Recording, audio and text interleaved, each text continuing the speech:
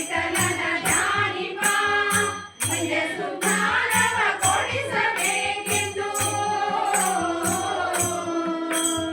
ನಿಜ ಸುಜ್ಞಾನವ ಕೊಡಿಸಬೇಕೆಂದು ಕಲಿಸುವೆಯುತೆ ಗುರುವರ ಗುರು ಪುರಂದರ ದಾಸರೇ ನಿಮ್ಮ ಚರಣ ಕಮಲ ನಂಬಿದೆ